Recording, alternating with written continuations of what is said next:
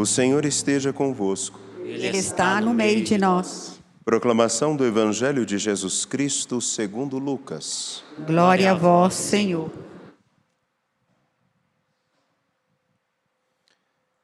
Naquele tempo, enquanto Jesus falava, um fariseu convidou-o para jantar com ele. Jesus entrou e pôs-se à mesa. O fariseu ficou admirado ao ver que Jesus não tivesse lavado as mãos antes da refeição. O Senhor disse ao fariseu: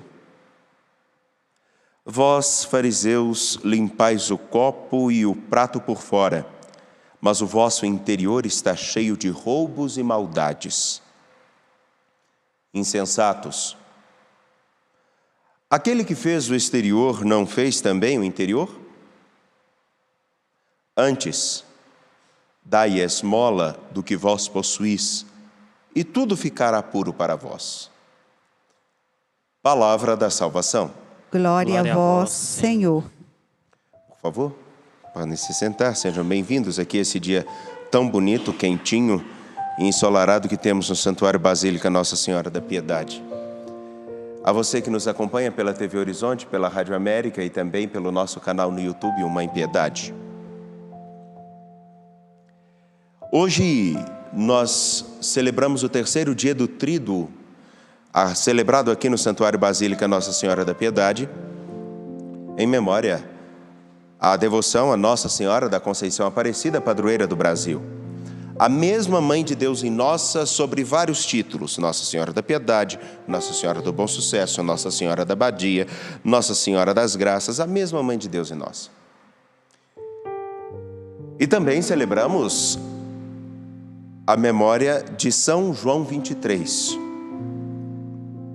homem importante e significativo, que inclusive foi quem deu a esta basílica o título de Santuário Estadual de Nossa Senhora da Piedade e fez com que Nossa Senhora da Piedade fosse padroeira do estado de Minas Gerais. Nós todos, ao longo da história, fomos cumulados de imensas graças. E João 23, ele teve no seu coração a certeza, e uma cena vai sintetizar bem. Ele teve no seu coração a certeza de que, na verdade, é a graça de Deus quem nos conduz. Há uma cena interessante na qual ele preocupado com tudo aquilo que acontecia na igreja, com toda a efervescência do seu tempo, com todas as conturbações possíveis, ele lá sem dormir, preocupado com aquilo que deveria fazer, ele então cai em si e diz: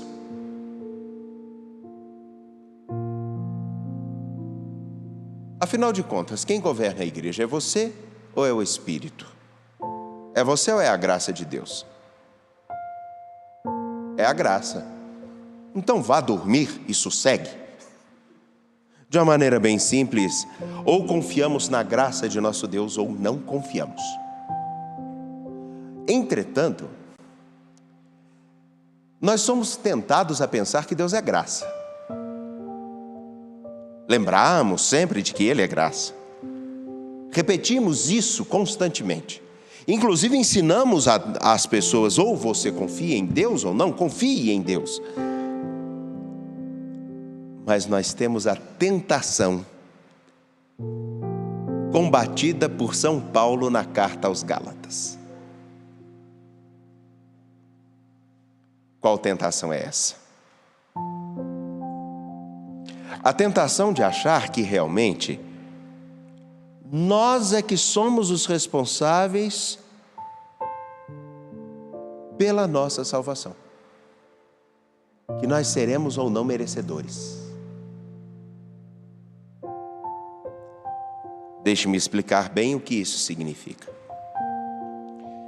Os Gálatas escutaram sobre Jesus Cristo, os Gálatas acolheram o Evangelho, os Gálatas compreenderam que nosso Senhor Jesus Cristo deu a todos nós condições de olharmos para nosso Senhor de cabeça erguida.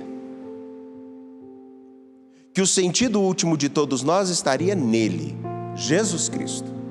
Olhar para Ele, mantermos-nos de cabeça erguida e olhar o mundo, ainda que nós tenhamos as nossas falhas, olhar o mundo de frente.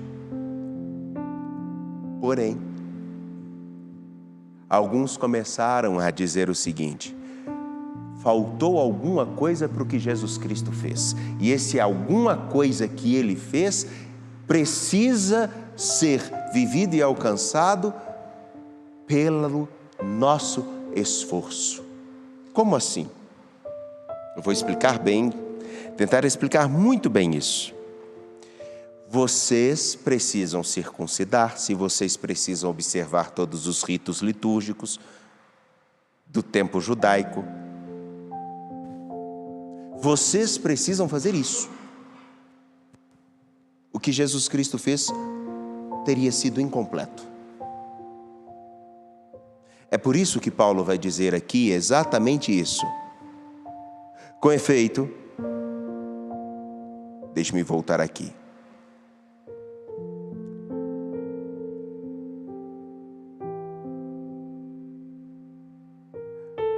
Mais uma vez, atesto a todo homem circuncidado que ele está obrigado a observar toda a lei.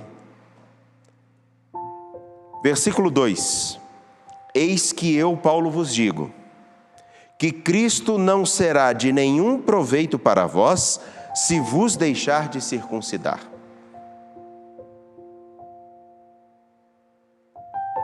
Primeira chave, primeiro ponto.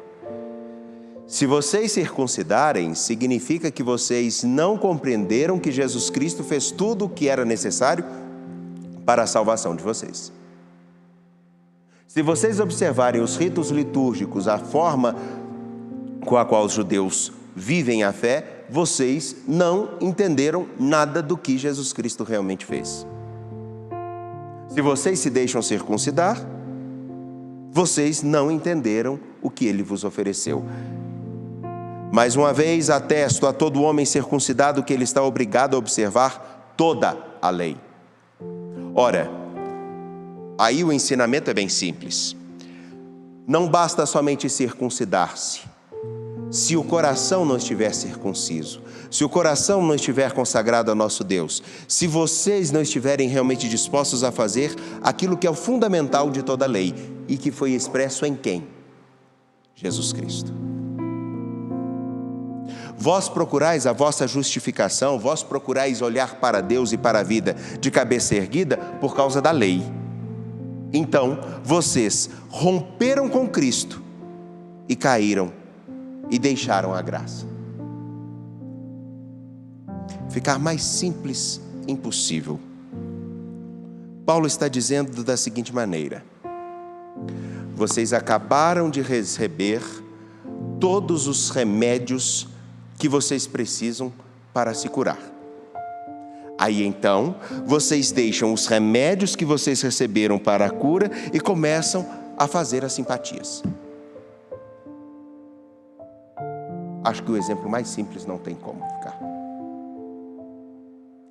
O que Paulo está ensinando é somente isso: não adianta cumprir uma regra externa se ela não estiver dentro. É por isso que então, dentro do Evangelho que nós acabamos de ouvir, ela toma tanta força. Podemos nos preocupar, como os fariseus, com a pureza da nossa mão, dos nossos pratos, e acharmos que isso é um absurdo quando não é observado, mas não termos a capacidade de observar se o nosso interior, se o nosso coração, que foi também criado por Deus, não merece a mesma dignidade, o mesmo cuidado e o mesmo zelo. Ele olha para os homens de seu tempo, Jesus olha para os homens de seu tempo e percebe que eles não estão preocupados com coisas supérfluas, mas estão esquecendo do fundamental. Do mesmo modo que aquilo que Paulo vai dizer aos Gálatas: olha, se vocês antes de conhecerem Jesus Cristo passaram por alguns ritos, tudo bem, agora, ou vocês abraçaram a Cristo ou não abraçaram. Ou vocês acolheram a salvação que Ele apresentou ou não. Em que consiste essa observância? Lembremos-nos daquilo que diz Tiago. Nós podemos ter uma fé marcada por um ritualismo terrível, mas um coração ressequido cujo modo de viver não corresponda àquilo que nós fazemos todos os dias, ou que nós cantamos em nossas liturgias, ou que nós colocamos em nossas práticas. Seja com um crucifixo enorme, seja com uma camisa, ou seja com o ato de mutilar uma parte do corpo, e que não está comprometida com um seguinte detalhe, e fundamental, de que adianta nós cortarmos alguma coisa do nosso corpo, de que adianta nós usarmos alguns símbolos que nós podemos, inclusive, usar por superstição, se eles não correspondem àquilo que nós temos como convicção dentro de nós. O crucifixo carregado no peito, se ele não tiver o sentido da marca que eu preciso deixar de Cristo em tudo que eu fizer, qual o sentido dele? Qual o sentido de nós andarmos com as camisas com toda e qualquer simbologia, se dentro de nós aquela simbologia não faz nenhum sentido? Não tem coerência. Eu posso, e aqui eu digo de uma maneira bem simples, eu posso usar esse paramento que pode ser lindo e por dentro estar carcomido.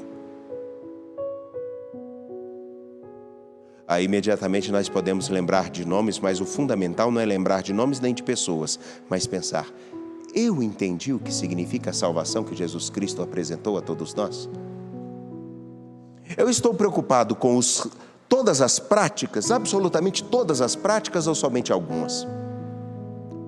Porque a comunidade dos Gálatas poderiam, inclusive, ceder ao fato de cortar o prepúcio, ou observar o calendário litúrgico dos judeus, mas se esquecerem do fundamental. Quando eu olho para alguém que está à minha frente, como eu a olho? Com alguém que merece o mesmo e tem o mesmo desejo de respeito que eu? Ou não?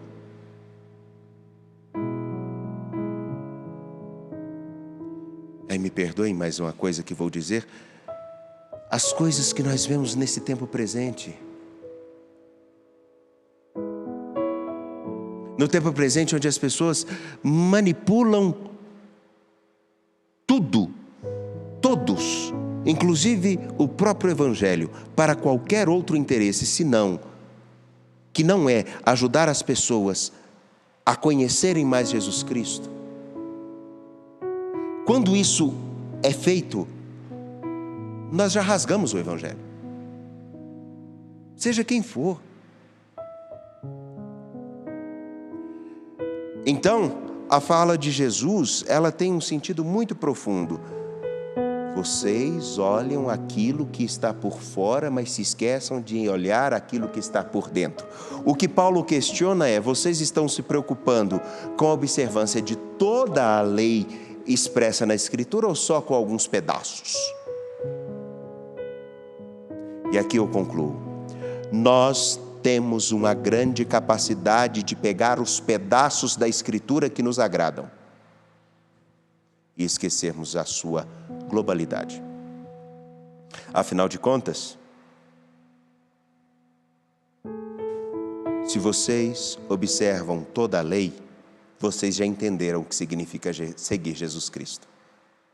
Se vocês observam só parte, vocês afastaram-se da graça. A justificação, a liberdade que Cristo nos deu, ela não pode ser trocada por nada a não ser por uma coisa. Com efeito, versículo 6 do capítulo 5 da carta aos Gálatas. Em Jesus Cristo, o que vale é a fé agindo pela caridade. O que vale é a fé que age no nosso modo de viver. O que vale é a fé concretizada no dia a dia. Circuncidar ou não. Essa ou aquela prática, se não condizem com isso, a fé que deve se mover pelo amor e pela caridade, se isso não marca o nosso viver, nós ainda estamos escravos, nós ainda não entendemos o que é ter os copos limpos, os pratos limpos, a roupa limpa e o interior sujo. Confiantes em nosso Deus, peçamos que aprendamos a viver e confiar realmente na graça. a fim de que ela possa operar em nós e que nós nos deixemos ser conduzidos por ela. De pé, confiantes, apresentemos nossas preces.